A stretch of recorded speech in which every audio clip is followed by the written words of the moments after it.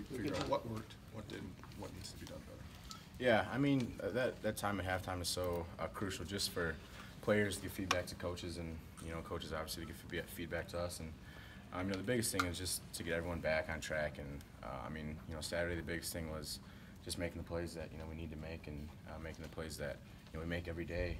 Just going out there and executing. And I think we started to do that. How many minutes do you literally get? It seems fast. I don't know exactly. It seems quick, but you don't want to sit down there too long either, because you're itching to get back out there anyway. So. What's tougher, trying to do that at halftime or between a series in the middle of the game? Yeah, it's definitely it's tougher during the middle of the game, I think, just because there's not that much time to interact, because things are happening so fast and guys are on special teams and things like that. So just that time at halftime is so crucial. TJ, when you guys start 5-0 like this, there's a lot of possibilities at the end of the season. How do you guys avoid looking too far ahead? Is that a hard thing to do when you guys know what's going on? I think that's just one of the cool things about our team.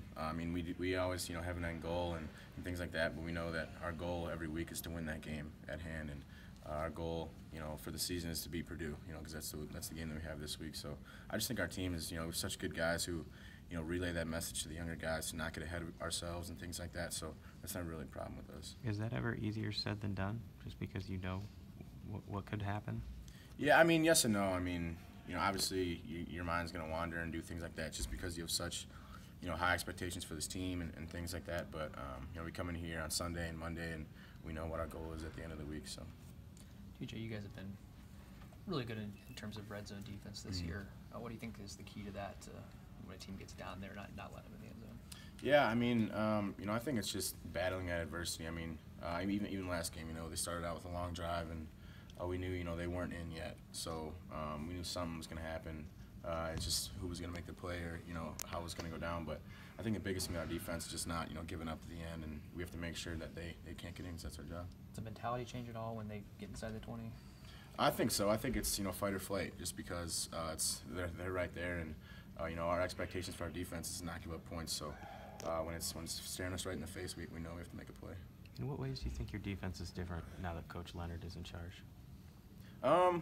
It's always going to change just because of scheme-wise and things like that. But I think we always have had that base of players who know what Wisconsin defense is all about. So coaching changes are going to happen, and they're obviously going to bring different things. But I think it's more so the players just knowing that what Wisconsin defense is all about. To be honest with you. Were you guys satisfied with the amount of pressure you got on their quarterback, especially early in the game? Yes and no. You're obviously going to want to do, better things and, make, bigger plays and sacks like that. But I think, just the presence of the D linemen and outside backers just, wanting to get there. And I think the quarterback started to feel it towards the end of the game and things like that. But, you're obviously going to want to do, get there faster. But you can't ask them to get 8 sacks a week. So.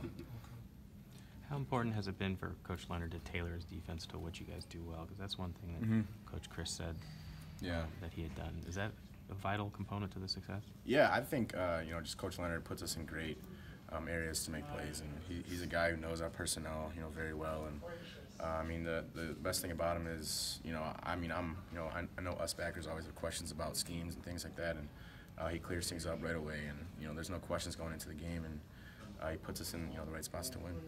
How impressive you've been with the production of Alec James this year. Can you tell that he's taken a step forward? Yeah, I think Alec and Sheehy and Lever just are on a whole different level. I think they're playing with a whole different confidence, and they know they're the leaders.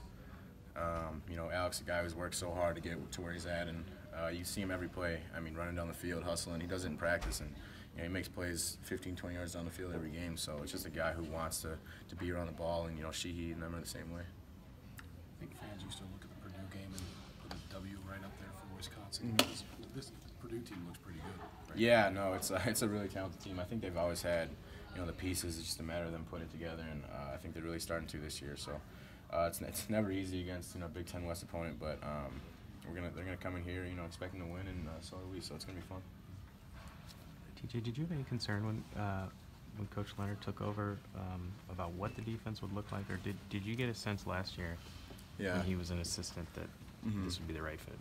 Yeah, just being around him so much, just knowing the type of guy he is, and knowing his knowledge of the game is so crucial, just because he knows so much, and just to pick his brain, is always, always special and always, gives you a step up. But I really had no, issue or concerns or anything like that, just because I know what he can bring to us, and he's seen so much and been through it, so he knows when we're in positions how to play it. So I mean, I wasn't worried. And I know the guys were super excited when he got the job, just to have someone from the inside take it.